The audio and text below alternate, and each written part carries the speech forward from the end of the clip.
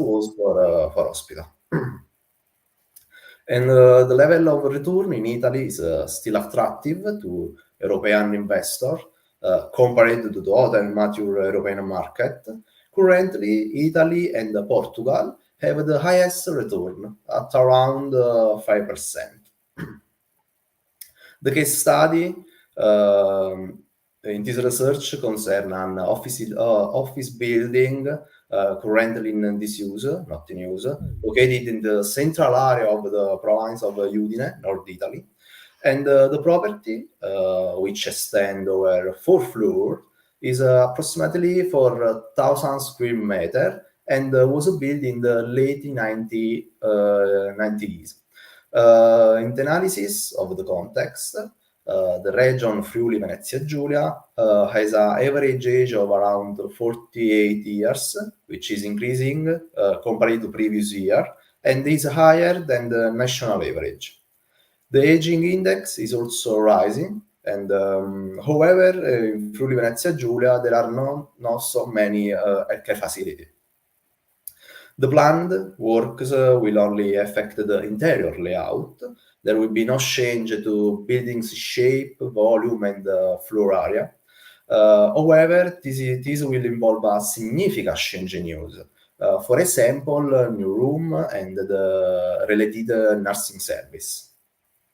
The room can be from 1 to 4 beds.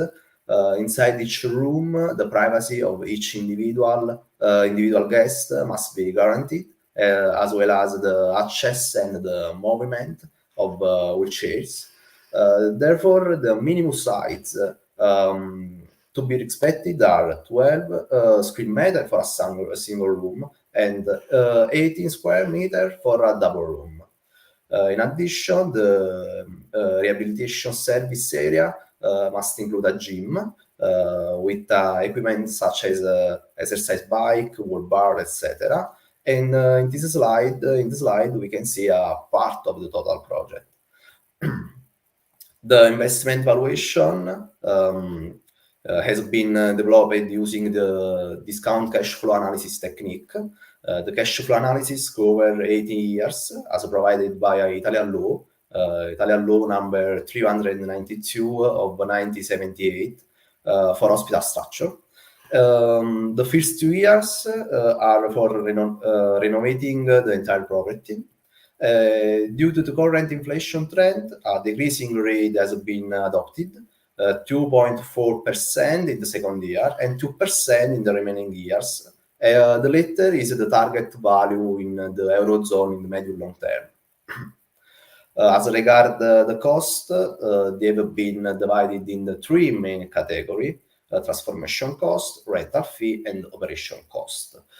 So the transformation cost include expenses for converting the use from office to nursing home, such as construction cost, borrowing the date of the day pre-list, urbanization change, that this cost represent 10% of the sum of hard cost and security and coordination cost. Then there are design and construction management, social security change, that is amount to approximately 14% of the construction cost, furniture and equipment, photovoltaic system, and the total transformation cost for the first 2 years amount around 7,600,000. In addition, rental fee usually range between 5,000 and 9,000 euro per bed. In this case, they assume the rental fee is about 500 per bed. Regarding the operation cost, it is necessary to classify them in 2 main categories: the hotel service and the social health service. The hotel service cost include laundry, cleaning, dining service, reception, and gardening. For the social health service, human resource constituted the most significant cost element. In this case study, they include a general practitioner. So the total cost for general practitioner is around representing the 7% of the total operating cost. Nurse, we employ 18 nurses, social health operator, about 40 operator, and physiotherapist. As regard the revenue, reference is made to the number of bed, 122, and the bed occupancy. In this case, in the state, an occupation rate of 90% was assumed, in line with the ISTA date. The cost for the first 3 years, completely borne by private individuals, is determined by analyzing 3 private nursing home competitors. And the average cost for a single room has been determined to be around 93 euros, and for a double room it is around 89 euros. From the 4th year, the structure could be obtain accreditation. Therefore, the rate determined by the regional norm could be applied, quantified on average equal to around 129 euro daily per bed. Toward the conclusion, the net present value of the investment is positive, amounting to around 1 million euros. And the corresponding international rate of return is equal to 9%. As the NMPV is above 0 and the IRR exceeds the discount rate used for DCFA, discount cash flow analysis, the project is financially viable. In conclusion, it has been observed that in Italy, the number of old people significantly exceed the number of children, with over 500 people for every child under 6 years of age. The technical assistant connected on that. Sorry. Continue. Currently, only 1.7% of all the people population in Italy can access this service, and coverage rate much lower than 4 or 5%. In response to this need, the healthcare real estate sector in Europe has seen a significant interest from institutional investors. Therefore, we can conclude by saying that the regeneration of an obsolete building, transforming in the residence for the elderly, represents both an environmental and socially responsible action. This process addresses the growing need for facility to host and care for an aging population, while generating wealth for investors and the community through job creation and social inclusion. Thank you for your attention.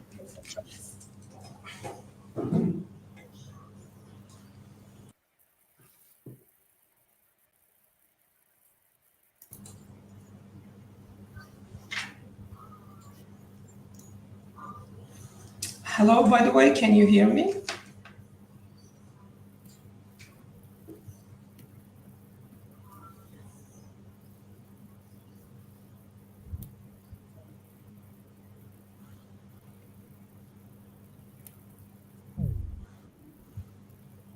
Hello, can you hear me? Yes. Yes, okay then. Thanks for your presentation. Are there any questions?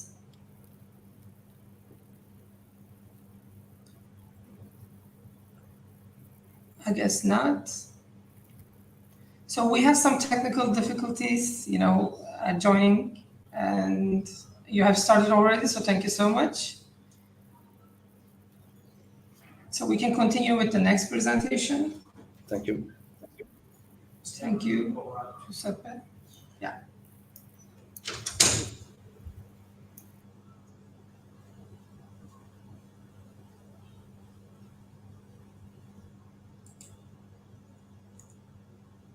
So the next paper is from John Perez and Giovanni Fusco.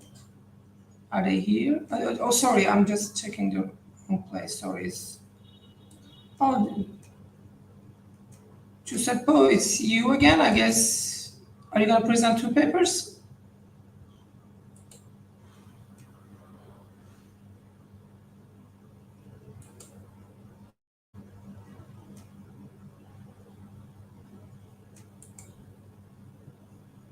Okay, so Reza, can you please help me with this? Because you have started the session.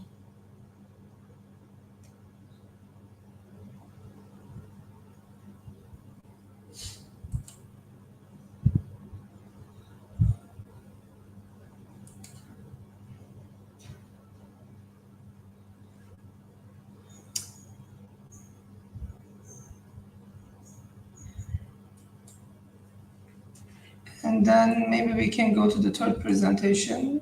Aurora, you're here.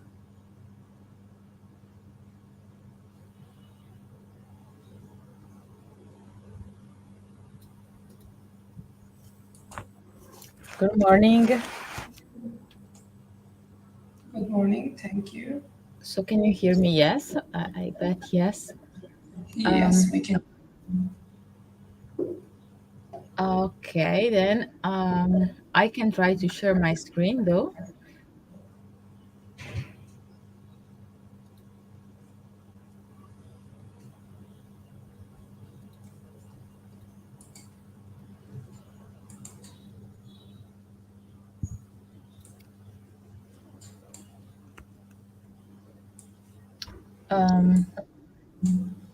Can you all see that?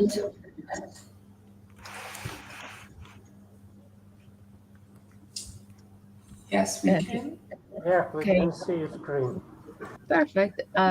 Then I start my presentation. Thank you. So the title of our presentation, we are four authors from Italy, from the University of Padova and Ferrara. Is entitled Will the Metaverse Be a New Working Platform for Real Estate Investors and Professionals? This is a qualitative presentation and it's just a starting point to this area of research.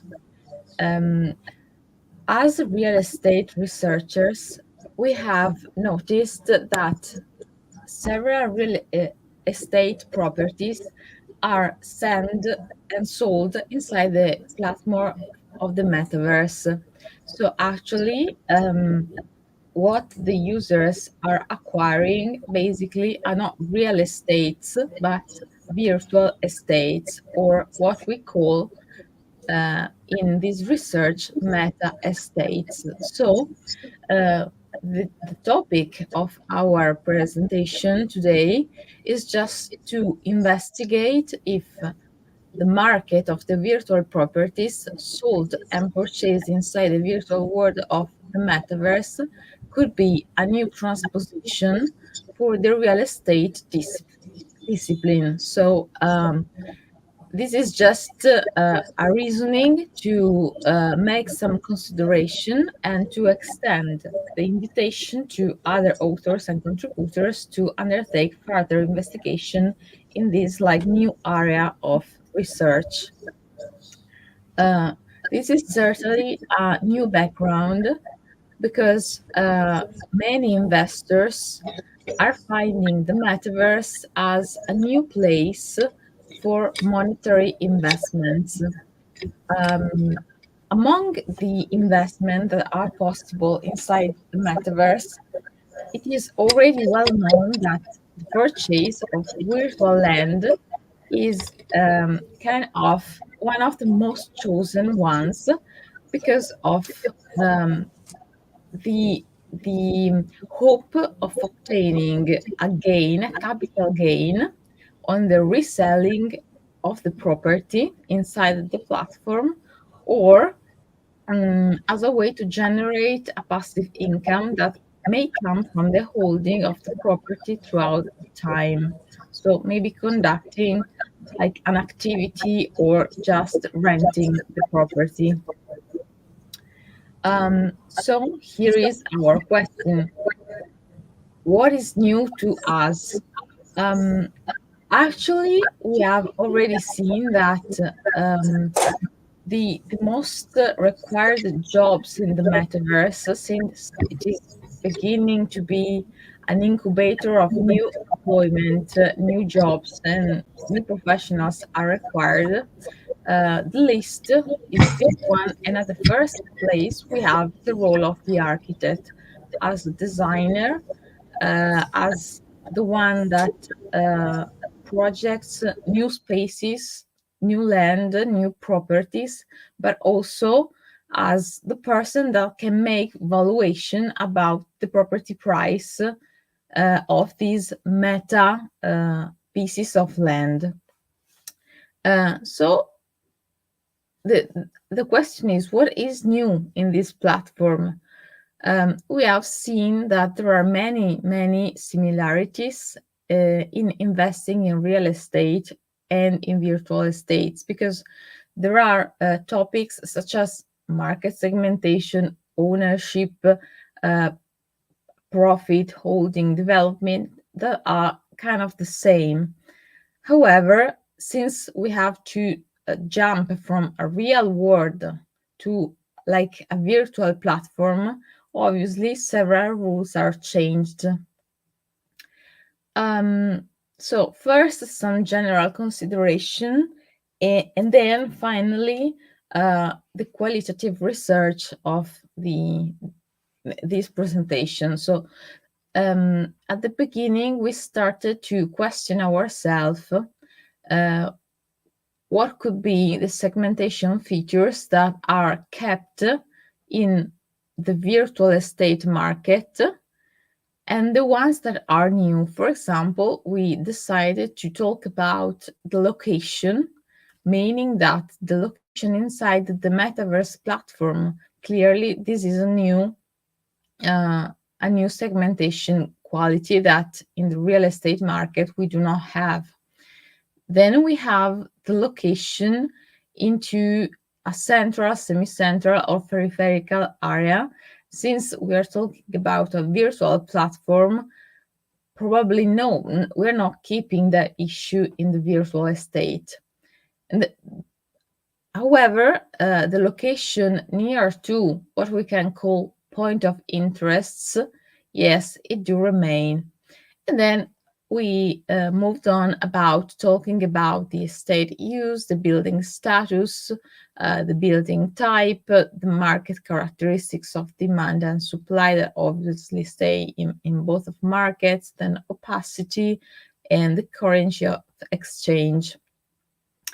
Then this is kind of like our first responses to what could be the market segmentation main categories inside the metaverse.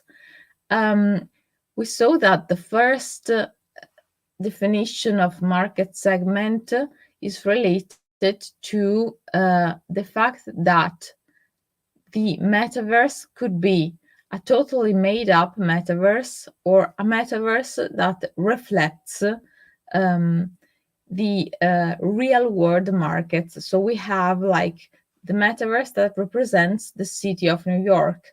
So this first distinction is related obviously to the concept of scarcity of soil. Then we have another issue, that is which metaverse platform are we using? This is a totally new concept because we don't have the real estate market, but we have a virtual estate market that is totally different depending on the platform that we are using. It's kind of like we are constructing on different planets.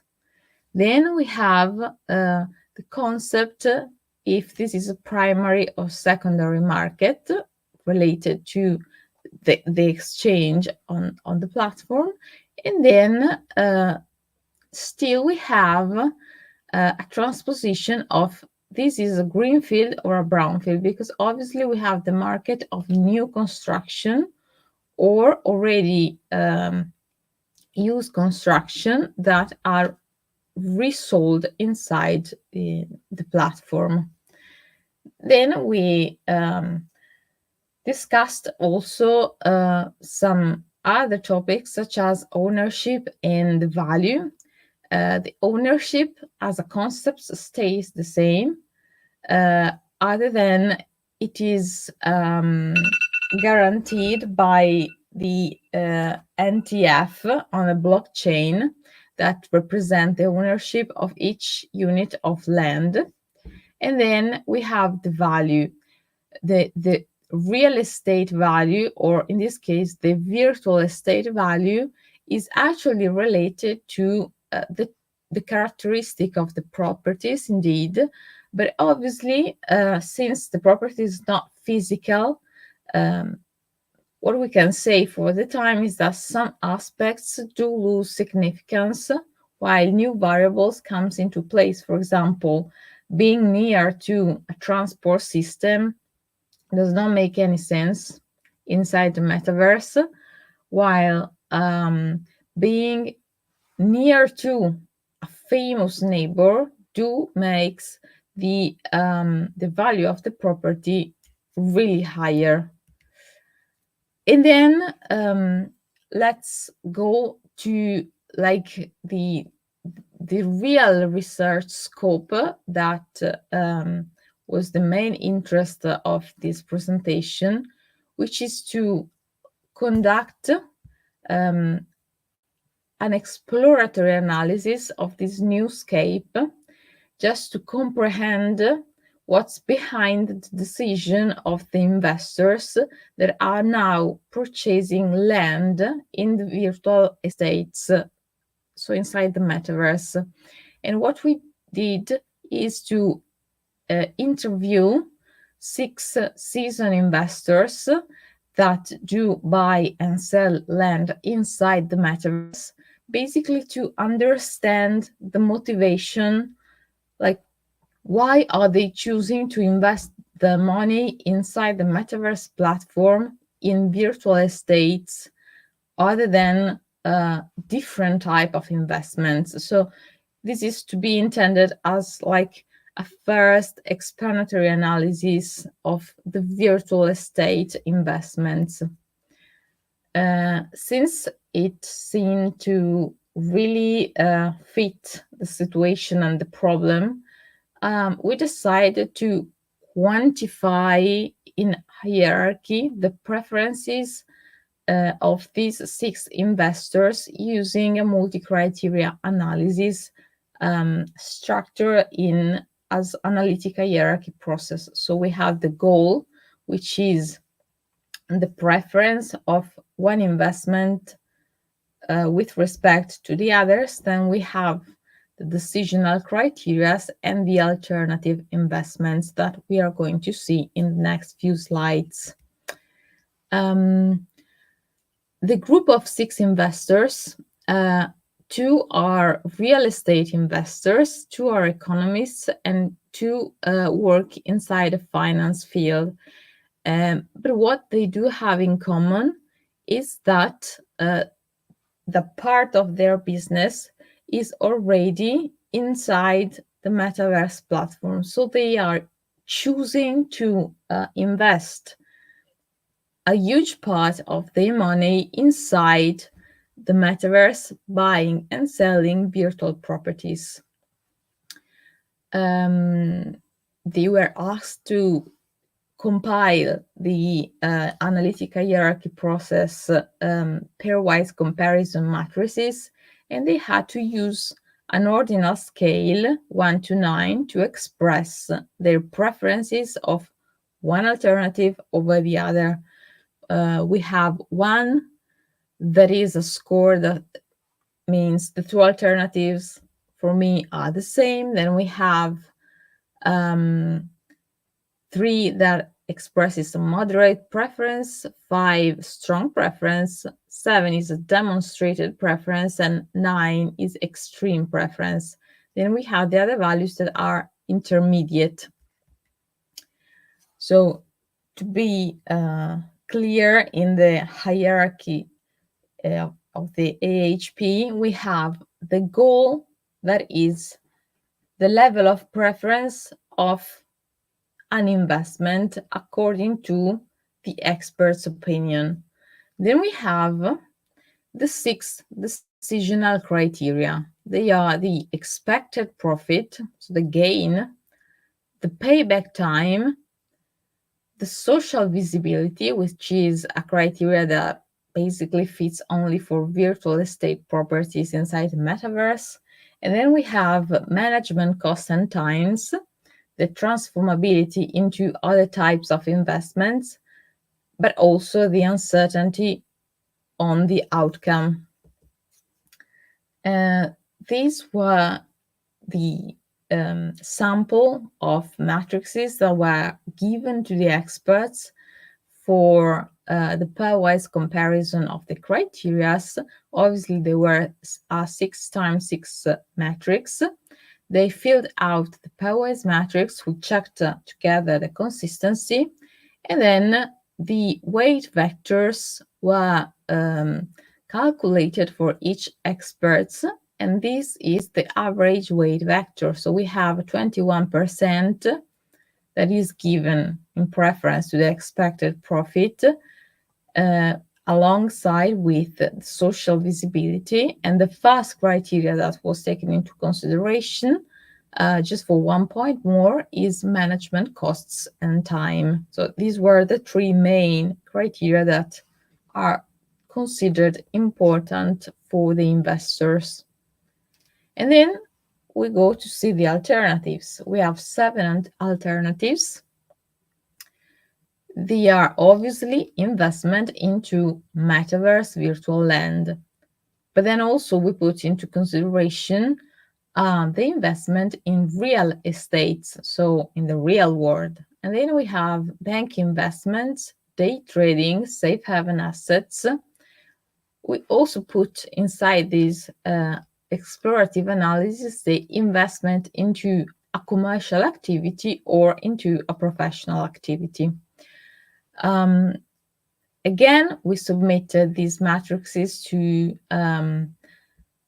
the experts. These are 7x7 AHP alternative matrix, and according to each of the 6 criteria, the experts filled out the matrices. Obviously, they had to fill out 1 matrix per criteria. So this time, the alternative matrix were 6. And then we have the decision matrix that put together the alternative and the criteria. And the scores, the final average values that are the results of our AHP. Then in the next slide, we're going to see the final classification. So basically we have the final results. We have 23% of preference, like the preference score is given to the metaverse land. Then we have day trading, which is 19%. Then real estate, 14%. 13% is represented by bank investment. 12 safe haven asset, commercial activity 10%, and professional activity 9%. The total is going to be 100. But then let's see in this graph more specifically the results. So these are the final score. So the height of the bar is the final preference. And for them, the investment in metaverse land do have the highest score, followed by day trading and then real estate investments. But then we also see the criteria impact on that final score. And we can see that the payback time, as long as the social visibility and the low management costs and time are the reason why the investment in metaverse land is preferred by these investors. So basically this graph here do represent the overall results of our analytic hierarchy process analysis. Finally, this is the slide about the contribution of research that concludes the work. So basically, we know that obviously the results that we have came up with are strongly subjective and personal, and they do not have like a statistical significance, because we have interviewed a small sample of investors, and since they already invest their money inside the metaverse, it is kind of like normal that the highest preference goes to the investment in the metaverse, because they are prone to such kind of investments. But actually, this research was not intended to give strong quantitative results. But since this is just an unexplored field for the moment, our intent was just to question ourselves about what happens if we translate the discipline of the real estate inside a virtual estate, and then as a first step of the research, we decided to explore the reasons of the investor to invest their money in virtual estate. But obviously, our goal is to like invite other authors to contribute to this research topic. And also, our intent in further development of this research is like to apply the most common technique of real estate appraisal, the quantitative techniques, to virtual market using a statistical sample that is more significant of data and information to draw further conclusion. So with that, I finished, and thank you for your attention. Thank you so much, Omar. Are there any questions? One, yeah. Okay. Yeah.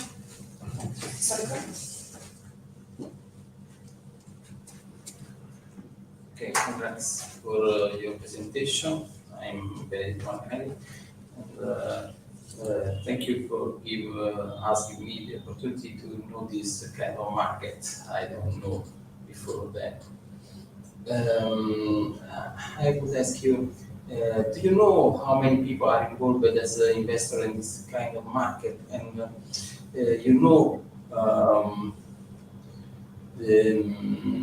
how much capital is moving on this platform to make a comparison with the real estate market? Well, actually, yes and no. I mean that obviously we looked up the numbers, and we saw that the trend is increasing a lot, also for private investors, but also firms and huge companies. But it depends a lot on the platform that we are considering. For example, a lot of land investors are inside the sandbox, for example, while instead there are other platforms that are less considered by huge companies and more by private investors. However, you just gave me a good idea to make like a table of numbers about how many investors, so the trend throughout the time. So that could be actually a nice input. Okay, thank you.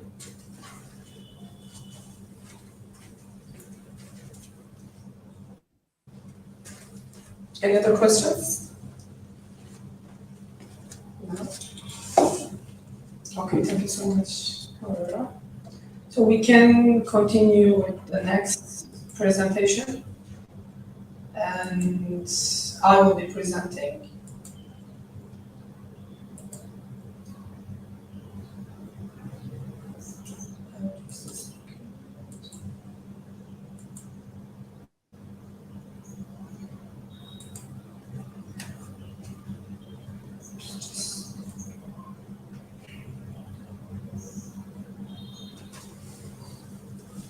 I guess I can just. Can you see the presentation?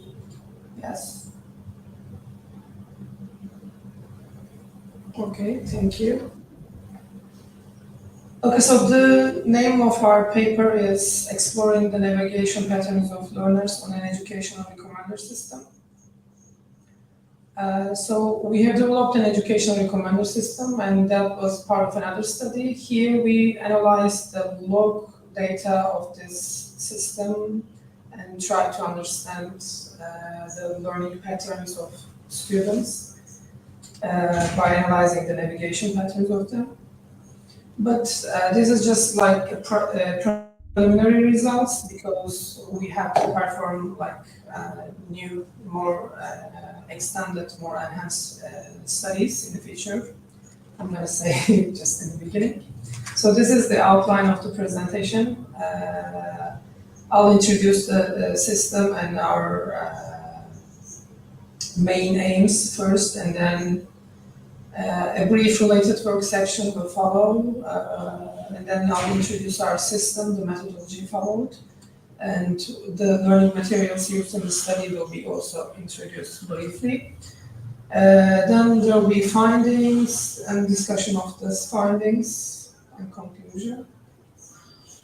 So this study analyzes the interaction data of students by using the log data of the educational recommender system that we have developed in our department. And based on this log data analysis, we sort of wanted to understand how students use these learning materials. With usage, what we mean is that not just how they navigated through them. We also perform some quizzes, and we assess their success levels as well. So we try to also get ideas about the effectiveness of the recommendations that the system provided, not just the usage, as I said. So there are a lot of studies in the literature that focus on different aspects of educational recommender systems. Here we gave just like some brief examples.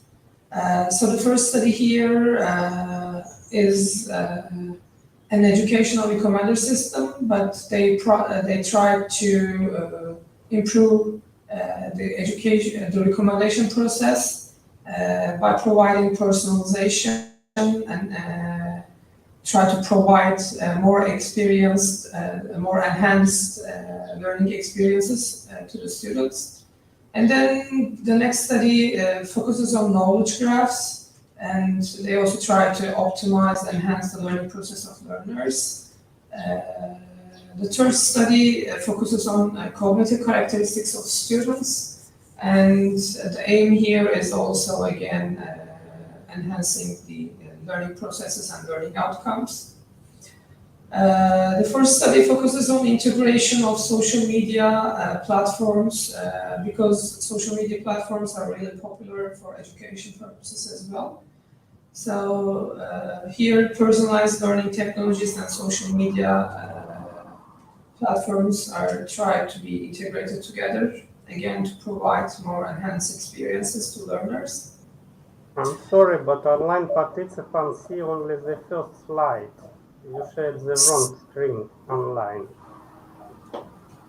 Okay, just a second. What's the problem again? Are you Slide. The slide? Which We slide? see only one first slide, title slide. Only one slide. Oh, you see that one? Okay. Move. It doesn't move. Okay. I'll just stop sharing, and thank you so much, by the way. Okay, so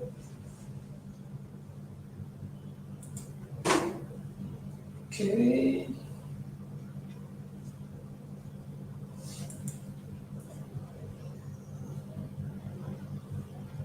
I'm going to share my entire screen this time. Okay.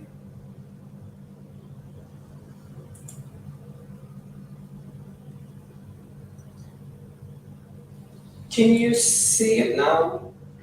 Yes, thank you. Yeah. Now we see. Okay, thank you so much. I hope you told me before, but so okay, so that was the outline. That was the introduction slide, and here I was talking about the related work part. I guess I was at the 5th study, so here the navigation patterns of students and their effect on student success was also measured, which is like a similar approach followed with our study. And then finally, the last study discusses utilization of video learning analytics and data mining techniques together. Here, the main aim is to predict the performance of students, and this study was conducted in a higher educational institution. So that was the aim. And combining all of these studies, we can say that there are a lot of studies in the literature that may focus technically on just different aspects, whether it's knowledge graphs, video learning analytics, data mining techniques. The main aim is to provide students enhanced learning experiences. So when we follow with the methodology of our study, we can say that we have used a semantic web-based recommender system, an educational recommender system that we have developed in our department to collect data. And this system models individual differences of learners by using learning styles of them and their prior knowledge levels. We didn't put so much detail on the presentation, but with prior knowledge levels, we used cumulative grade point average data of students, and as well as the course we applied. This is like a connected course, like they are separated to 2 semesters. So this is the second semester class, and we also got their success levels from the course of the first semester. And finally, we utilized association rule mining to detect which learning materials are used together with which ones for the navigation pattern detection. The algorithm we used is the FP growth algorithm. This is a screenshot from our application, our commander system. As you can see here at the top you can see the recommended materials to the learner, and at the below you can see the students actually can see all educational materials. There are 27 learning materials in total. Here the student can see the second page. The first page lists the first 20, and the completed materials are shown. The others that the student haven't checked yet are also shown like this. And we have 4 types of materials, which I will talk about in the upcoming slide.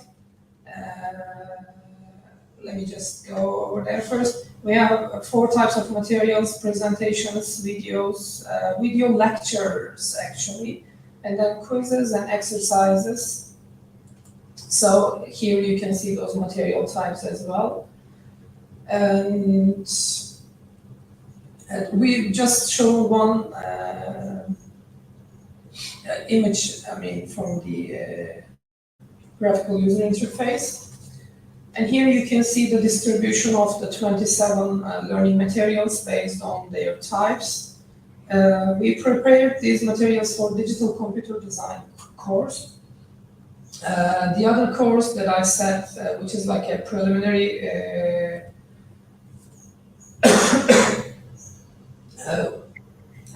or like a prerequisite of this course, is the logic design course. Excuse me just a second.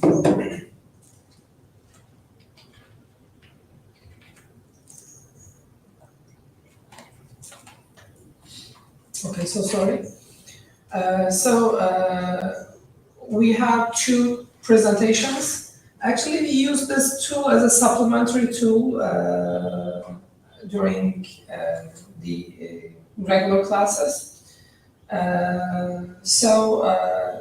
we kept the presentation number a little bit low because students are already able to reach all of the presentations for the class. And we also applied this for a topic-based subset of the course, because the whole course covers a lot of subjects, but here we work with like 4 or 5 weeks amount of subject. And then we have videos. Those videos were like the most important, those videos summarized like the most important parts of those topics. And then we prepared quizzes. Those 8 quizzes were all different subjects, different subtopics. And there are also exercise videos which are involved with like showing examples that are similar to the questions in quizzes. And here you can see the distribution of quizzes and the number of questions inside each of these quiz. There are usually 2 or 3 questions, and they are all distinct question types. We can say that also, and in total there are 20 questions. So before coming here, I can also tell you a little bit more about the study that we performed. The students used these materials for a period of 2 weeks, and during these 2 weeks times we collected data about how they used or how they interacted with the system. And here you can see our findings. We showed here the usage ratios for each learning material. Actually, not each learning material, for just the top 10 highly used learning materials. As you can see here, there are 2 predominant learning materials.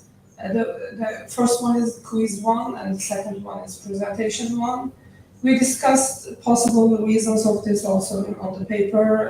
It can be because of the fact that they are both the first presentation and first quiz. So when students log into the system, they may want to check the first material that they see.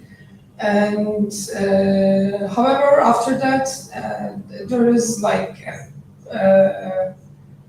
similar ratios again for 6 learning materials again, but you can see a distribution here. It's not just like the first, second materials. For example, the third material is quiz 7, so the rest shows some changes, we can say it like that.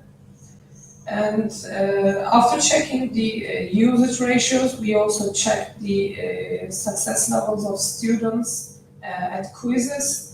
So there are these 8 different quizzes, and here they are listed in descending order based on the average grades of students at each quiz. So the most successful quiz is quiz 1, and the least successful one is quiz 5. However, the ratios are quite close to each other. And I have to say also that the students were able to take the same quiz again and again. So their success level may also be better because of that. And here, I didn't say that much about this, but we had a functionality in our system. As you remember, maybe we have like 2 or 3 questions each at each quiz. So after following quizzes, students were able to check their answers, and if they answer the question wrong, then the system gives them hints. And with these hints, they guide the students to like some presentation files, some video lectures, or some exercise videos, so that the students can observe why they answered that questions wrong. They can study again, and then they may come back and answer the quiz again. So here, with this log data analysis again, we checked if the students... The slide. Again? Okay. Okay, so here we checked if the learners followed the hints and clicked the learning materials suggested to them by the system after quizzes. Here again, we didn't provide these hints based on questions. It's just like, since there are like 2-3 questions, we provided the hints after each quiz, so the students may answer both questions wrong. So it will get like the 3 hints altogether. That may not be a good aspect, so that also needs to be enhanced in the future. So as like a conclusion maybe of the statistical findings, we can say that quiz 1 and presentation 1 are the most highly used learning materials, and these 2 learning materials dominated by a huge percentage, like almost 30% of total access belong to this 2. It's because some of the students were just like curious to check the system, and then they didn't follow or they didn't continue to use the system. There's also another reason for this dominance. And then we checked the success levels. They're also not so much different there. And then the interaction of learning materials and the hints were also analyzed. And sorry, I didn't say it that much here, but that was my mistake. So when we check the number of clicks, we can say that 64 students followed the suggestions of the system by clicking the links after following the hints. And after that, the second highest number belongs to quiz 7. And when we check that also here, the success level at quiz 7 is also not so high. So maybe students followed it because of this. After that, we have quiz number 3 with 19 clicks. And quiz number 3 is relatively higher when we check success levels. And then we have quiz 2 and quiz 6. And here also you can see quiz 2 and quiz 6 quite, I mean, it's like a balanced distribution, as you can see here. So the rest are less than 10, so I'm not going to go into detail with them. So that's all for the general findings. And if you come to a discussion, we can say that some of the students have a tendency to access maybe certain learning materials more frequently or again and again. So this could be because of the difficulty of those learning materials or their perceived importance by the students as well. We can say that this is just like the preliminary results of our findings, so we need to conduct further research to analyze the navigation patterns of learners in much more detail. And we can also improve the design of the educational recommender system that we used to collect data. There are a lot of modifications or enhancements that can be made, just like the graphical user interface enhancements, or also the hint structure. Maybe we can provide hints after each question.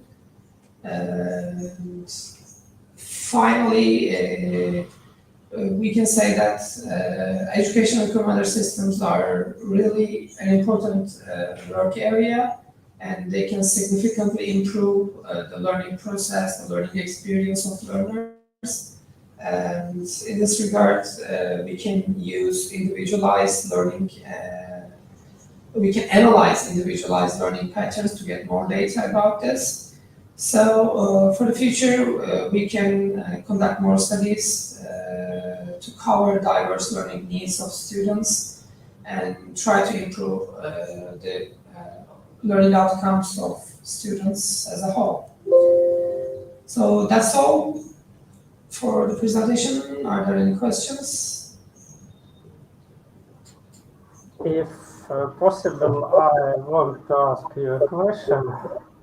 Thank you for your presentation.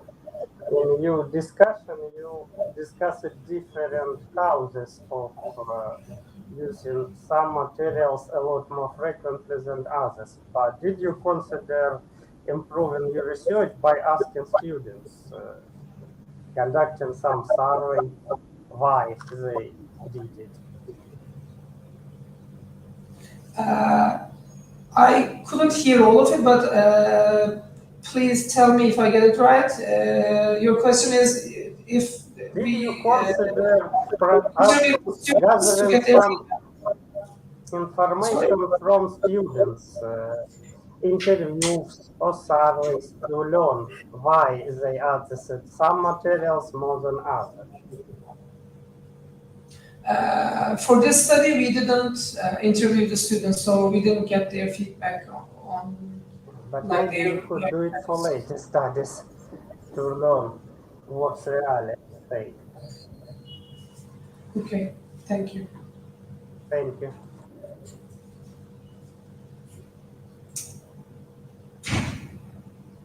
Any other questions? Okay, so I'll stop sharing and we can continue with the next presentation, which will be by Oleg. Yes, thank you.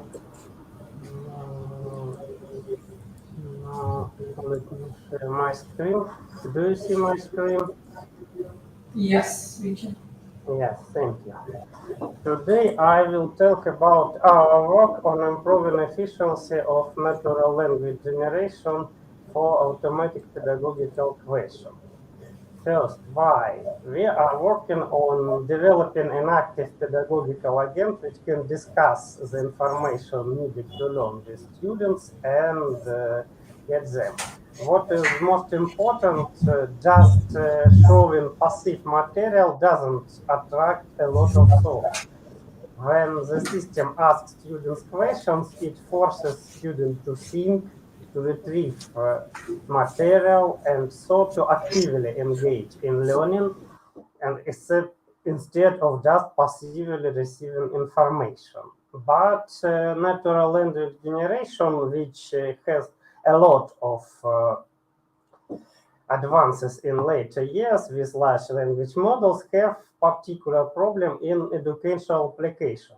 While generative AI approaches work well in generating motivating and supportive messages, I've just read a few good works on this, but working with content, especially in STEM disciplines, where it is important to be precise, it is important to be precise every time. Even one wrong comment from the system can impair learning from a student very seriously. And generative approaches using large language models show much poorer performance when it comes to generating text and classifying errors when working with learning content.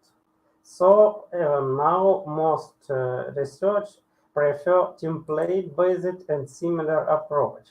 For example, here you can see several approaches.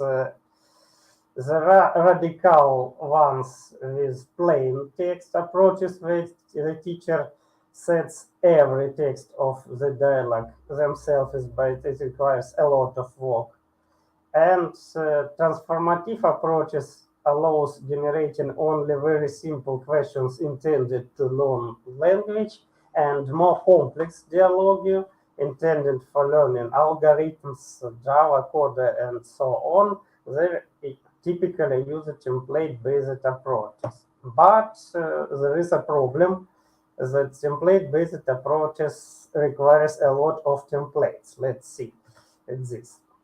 First of all, we think about to have a dialogue about how a problem is solved, we need a formal description of thought process required to solve the problem, which consists of reasoning steps, and then pedagogical questions can be asked about how students think and how well they perform those steps.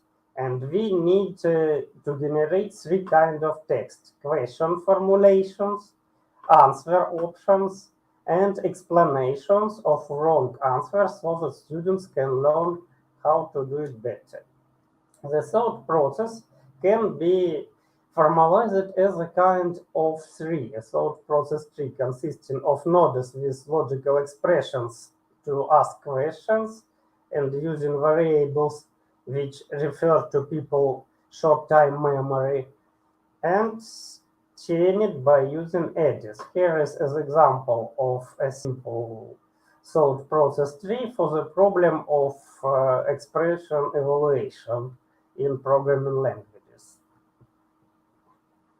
Reasoning steps consist of several kinds of nodes. There are question nodes, where the student must ask a question and which determines the following reasoning. Action nodes, typically finding some objects with constraints, and structural nodes about branching and looping.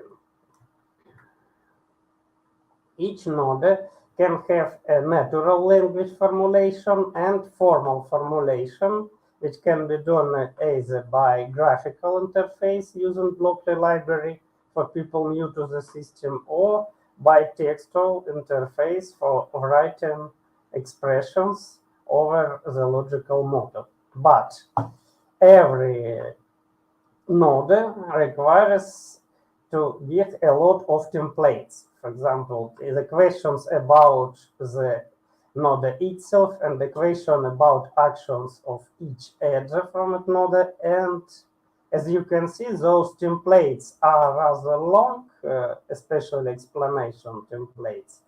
And there is a lot of questions, even in a very simple tree. Actually, the working tree is better. We have to not show the fourth branch here, which is the biggest. So the problem of existing approach is that it requires a lot of work to define all the templates for nodes. But we can help to mitigate that by analyzing typical repeatedly used patterns and using higher level templates associated with entities and relationships of the subject domain the student learns. So what we propose? First of all, the majority of tree constituted by question nodes and action nodes. They comprise more than 90% of all nodes, so improving their templates is the most important. Those nodes depend on expressions, and so we can analyze and found common patterns used in those expressions and make the system to generate from low-level templates using those patterns. But if the after that is not okay with the results, they can still use a higher level templates and specify the full sentences for some particular cases. How that looks in particular? For example, find expressions that can be very complex. If you can see, these find expressions, it involves two kinds of relationship restrictions shown in blue. It must be to the left and it must be closest to the left. Property restriction, it must be evaluated, and class restriction, it must be an operator. And all this in one expression. So for each of these parts, we can use a shortest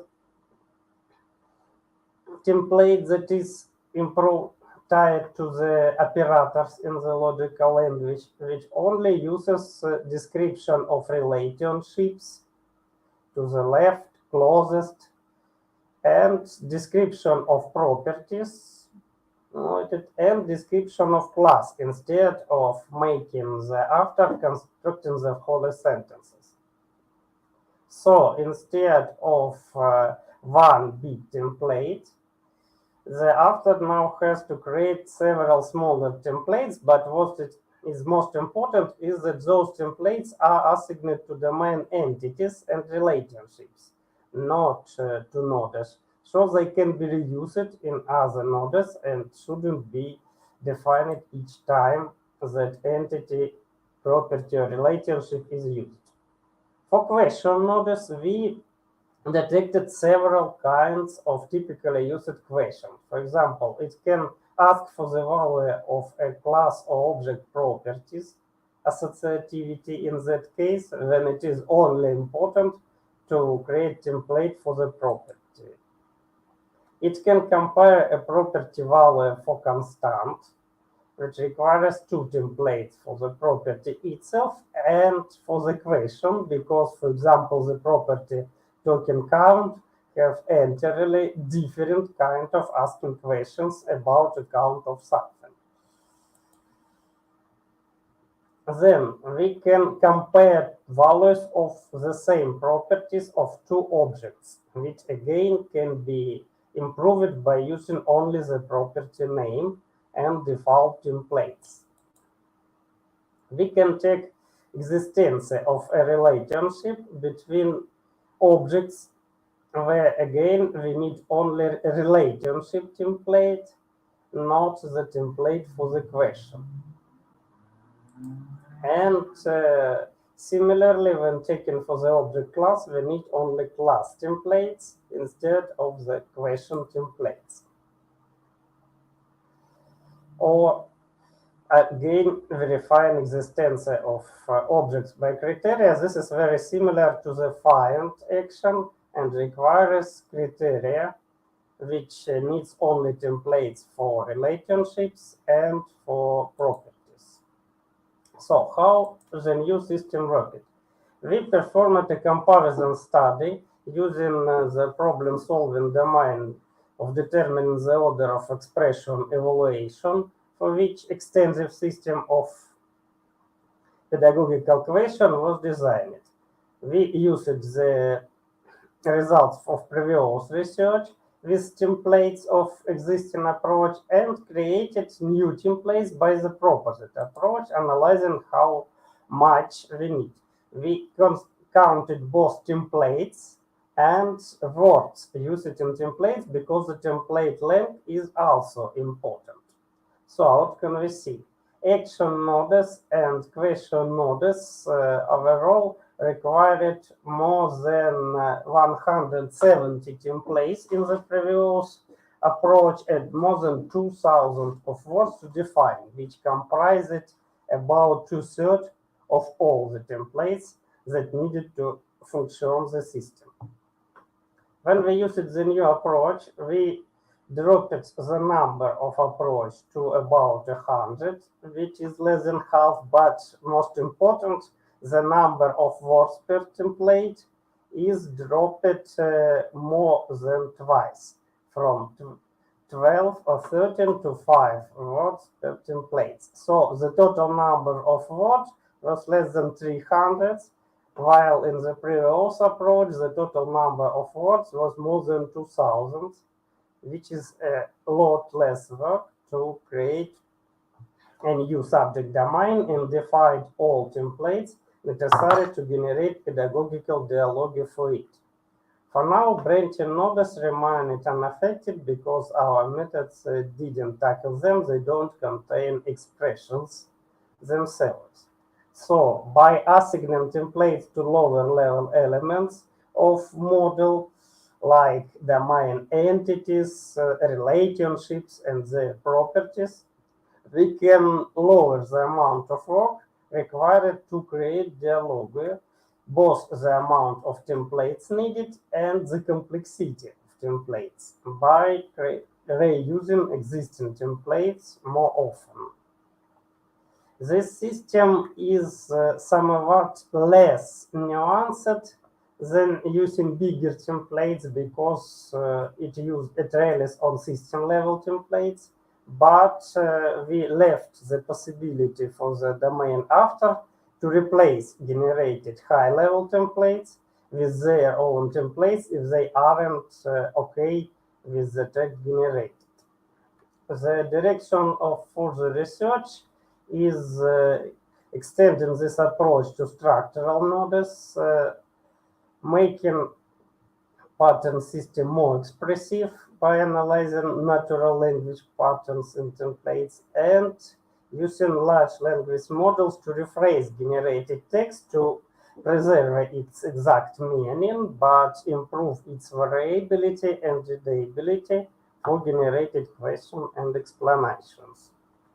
This method can be used not only in our work but also in other work related generating education dialogue, which also report high workload of the author to create the entire dialogue system.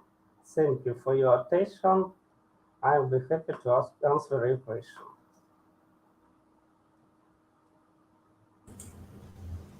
Thank you so much. Are there any questions?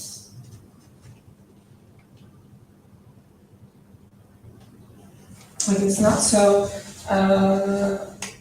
maybe I can ask you, what are your next plans to continue with this study? How can you improve it?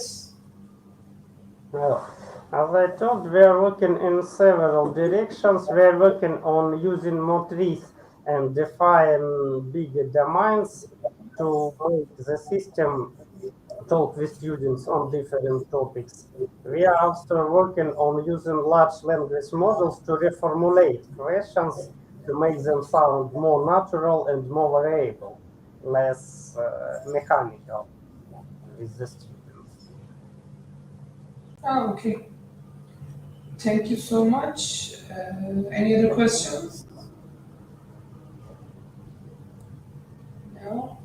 So the second presentation hasn't been presented, I guess.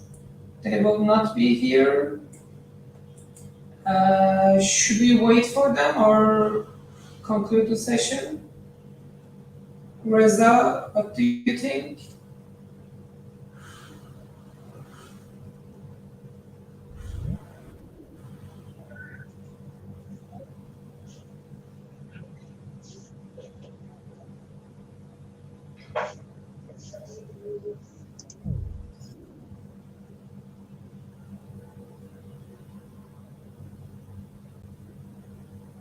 Okay, so I guess they will Sorry, not.